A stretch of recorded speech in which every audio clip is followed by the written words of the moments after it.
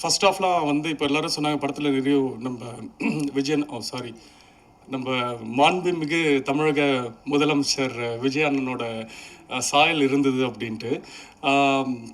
அதுக்கு காரணம் என்னென்னா, நான் படத்தில் வந்து அவரோட ஃபேன் ஆக்சுவலி. ஸோ அவரோட ஃபேனாக நான் படத்தில் இருப்பேன். ஸோ அதனால் அந்த ஃபஸ்ட் ஹாஃபில் கொஞ்சம் அவரை பேஸ் பண்ண சில சீன்ஸ்லாம் வந்து இருக்கும்.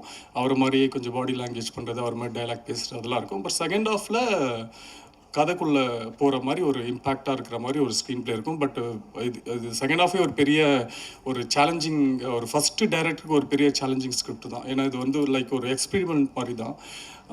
அவர் நினச்சாருன்னா ஈஸியாக ஒரு கமர்ஷியலாக ஒரு செகண்ட் ஹாஃபில் அது கொண்டு போயிருக்கலாம். பட் அவர் எந்த இடத்துலையுமே அதை விடலை. நான் கூட ஒரு இன்ட்ரோல் பிளாக்ல கூட நீங்கள் ட்ரெய்லரில் பார்த்த டைலாக் கூட நான் கேட்டிருந்தேன், இது இன்ட்ரோலில் இருந்தால் நல்லா இருக்குமேன்ட்டு. பட் அதுக்குமே அழகான ரீசன்ஸ்லாம் வச்சுருந்தார். இல்லை இப்படி வந்தால் ஹீரோயிசமாக போகணும் செகண்ட் ஹாஃபில், நம்ம கதை அப்படி பேஸ் பண்ணி இல்லை. ஸோ அப்படின்னு சொல்லி படத்துக்கு என்ன வேணுமோ, ஒரு ஹீரோக்குன்ட்டு ஒரு இம்பார்ட்டன்ஸ் மூவியில் இல்லாமல் அந்த கதைக்குன்னு ஒரு இம்பார்ட்டன்ஸோட ப்ளஸ் ஹீரோவை மாசாக எப்படி காட்டுறதுன்னு அந்த அளவுக்கு ஒரு பேக்கேஜாக அவர்கிட்ட இந்த படத்தை எடுத்திருந்தார்.